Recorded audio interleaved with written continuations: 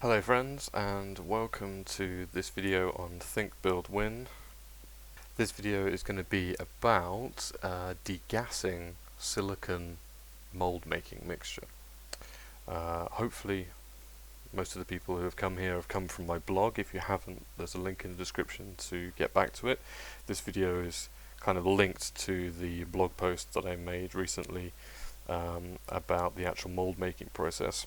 And this video just gives you some more insights into the actual process. What you're looking at the moment is the actual degassing process. At the moment the pump is on and running. According to my pressure gauge on top of the chamber, I was pulling about minus 25 inches of mercury, which isn't great, but there's a good chance that the gauge is quite inaccurate, as I've been told that they're not very good. But it seemed to be doing the job just fine. So as you can see, all the bubbles are just bubbling up to the surface, and this process basically went on for about 5 minutes, really.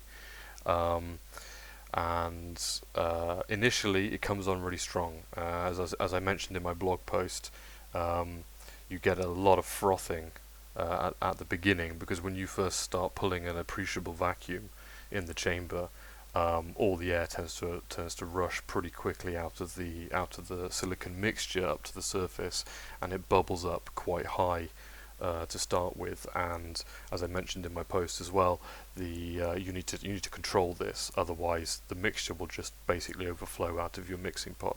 Ways you can go about avoiding this or preventing this is mixing your silicon in a larger pot than the volume that you're mixing. So for example, I was mixing about 1 litre in a 2 litre pot.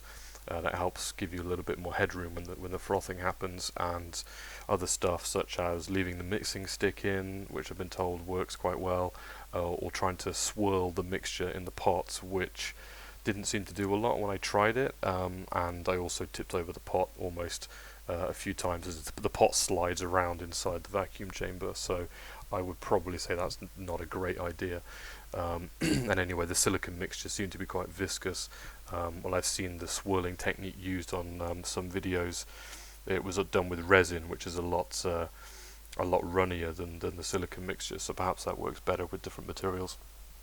The most effective method I found was venting the pressure in the system using the valve on the top. So you just basically gush it in, and it's like a blast of compressed air, except in reverse. Well, I suppose it's actually not. And that disrupts the surface tension on the top of the mixture, and basically just pops all the bubbles, and that'll just basically stop the frothing straight away from two sides, because one, it stops you're breaking the vacuum, and in the second instance you're using that inrush of air to actually disturb the surface tension of all the bubbles, which pops most of them. And then afterwards you can just close that off again, and it'll just bubble away calmly without overflowing. Okay, in this next shot you can see the pump in action, and you can see what kind of looks like smoke coming out the top of the pump, which is actually water vapor, as the pump tends to evaporate the humidity in the air as it's running. It's not a lot at the moment because the pump's been on a while, but when it starts out, there's quite a lot of smoke that comes out of it, which is quite cool. And in this final clip we move on to the pouring stage. The recommended procedure for this is to pour high and thin into one corner, which basically helps reduce any air being reintroduced into the mixture, as it just kind of flows and propagates from that one pouring point into the rest of the mold. And you can just see there the beginning of the problem that I was talking about in my blog post, which is that unlike everybody in all the instructional videos that I watched, they glue their workpiece down in the bottom of the box, and I didn't do this, and that was a big mistake. The reasons I had for not doing this I thought were quite valid, which was that any glue that would be on the bottom of the object, gluing it to the box, is going to show up on the actual cast copy as it comes out of the box.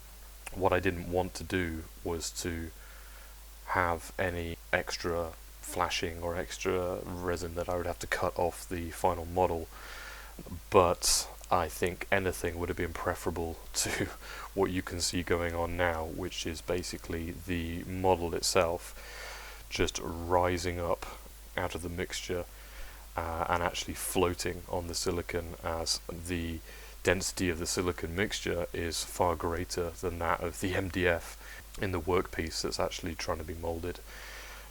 So the video doesn't pick up the internal swearing that was going on as I realised what was happening, and at this point I had to stop filming and think very quickly as to how I was going to solve this problem, because we were beyond the point of, say, decanting the stuff out of the mould. That wasn't really going to help the situation. I wouldn't even be able to dry it sufficiently to be able to get the hot glue gun in there and actually stick the model down to the bottom of the box. So, as you can find out from the post on my blog, what happened, I'm going to leave you hanging, and you can go back there and find out how I solved this problem and see how it turned out, and whether or not it was a successful mold or not. Who knows? Go and check out my blog and you'll find out what happens. Thanks for watching. Bye.